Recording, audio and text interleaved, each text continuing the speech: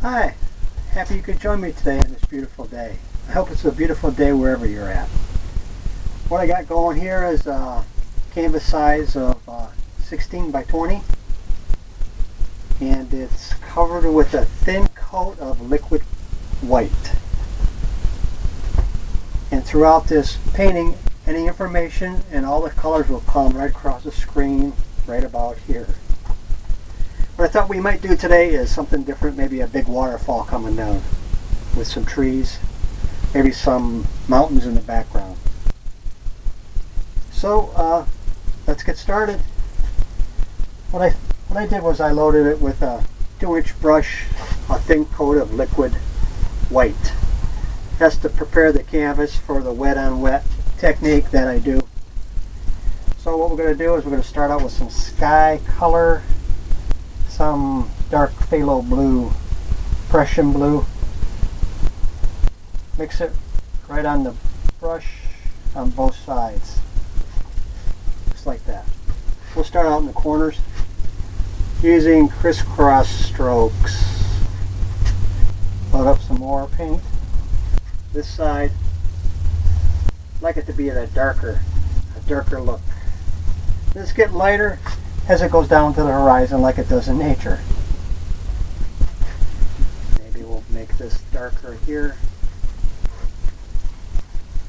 Leave some light areas because that's going to give you a texture of the sky and sometimes the clouds without even making any.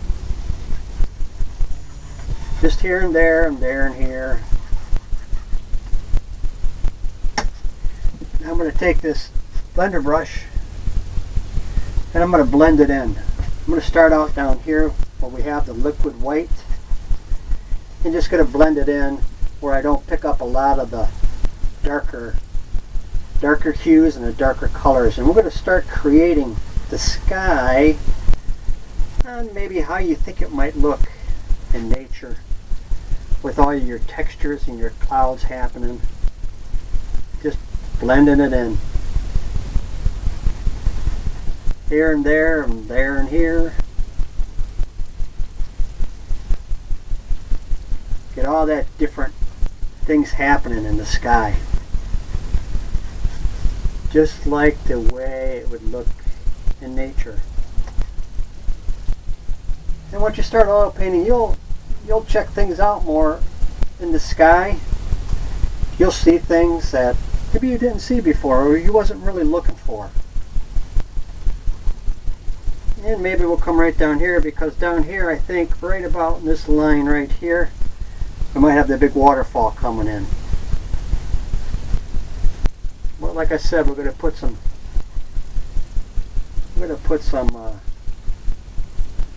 mountains back here. Just like that. And you always want to step back and you get a different look, different angle. I'm going to knock off some of the excess. You can either use paper towels or a rag. I use both. Okay, since we're going to do that, I'm going to start putting that mountain in. One of the mountains. I'm using a mixture of phthalo blue, Prussian blue, and like a alizarin crimson to get almost like a purple color. Get a little roll of paint. And up here we're going to decide where we want our mountain to be, where we want it to start. You always want to off-center.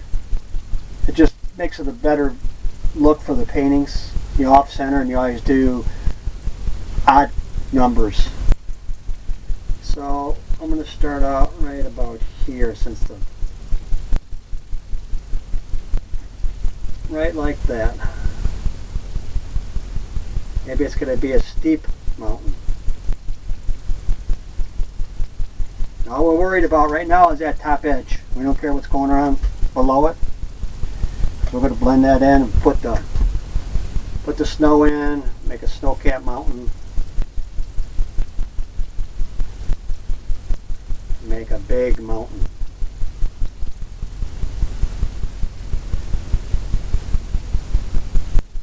Just like that. Just here and there and there and here. Maybe this one comes over right about there. See, I had a little bit too much on here, so what I did was I tapped it on there. I knew I was going to take it off anyways. That's some little things that you might be able to do, you might learn as you go along. Different tricks of the trade. And we're going to just come right along here. I think just like that for now. Now we're going to take a 2-inch brush and we're going to pull down and get the angles and the lay of the mountain. Pull all that excess away and blend it right down like the way it would look in nature, because it always looks kind of cloudy or hazy at the base of the mountains. That gives it that real look. And that's the look we're looking for, because like I've said in my other videos, we're just trying to create an illusion on what it would look like. And we'll put it right down here. Here and there and there and here. Get that effect that we're looking for. See, maybe by pulling that line out right there, it pushed that other one back automatically. Clean the brush off. Now we're going to come back in. We're going to start highlighting some snowy areas. I'm going to take that palette knife again and load it up with some titanium white. We're going to load it up with a roll of paint. And we're going to determine maybe where our light source is coming from. Now it looks like it's lighter on this angle here. So that's where we're going to see most of the snow. All I'm going to do is tap. Tap it down. Barely touching. Let it roll off. Clean off your brush because you picked up some of that color from the mountain. Get the roll of paint again. Maybe where you might want it a little darker, tap it some more.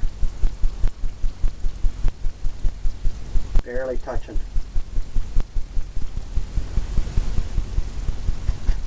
Get all those breaks in there, and that's what we're looking for. Gives it that real effect of what it would look like on a snow-capped mountain. Maybe you didn't see much on this one here. Just tap it right there. Maybe that's all you see there. Maybe on the top of that one. Grabbing some more titanium white.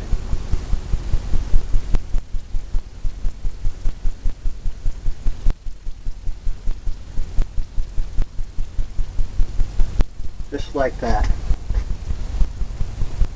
Looks pretty good so far. You don't want to be too critical on yourself. You don't want to keep going over things because you tend to end up making a mistake that way.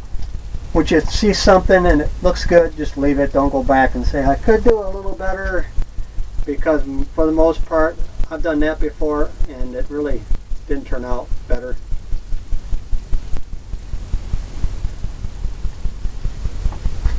I brought that one a little bit this way more. Give it more of an edge on there. Okay, some of this I'm going to leave dark, some of it I might highlight a little bit, and with the highlight we're going to take some of that phthalo blue and some whites, maybe some titanium white. Phthalo blue, titanium white. Kind of give it a marbly look, kind of a shadow. A little roll of paint. And maybe we'll do some shadowing over here, just touching it like we did. Here and there.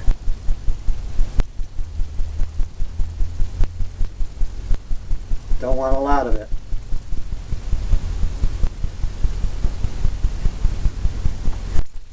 Just where you might think you might get some shadows. A little bit more. Maybe over here there might be just a little bit. Just tapping it.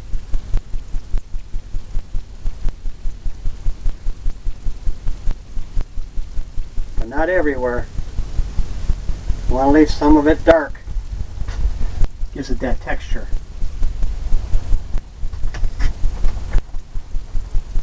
What I see is I think I want a little bit more snow up here. So I'm going to come in and tap it. Let the canvas take what it wants. And it kind of gives you the rest.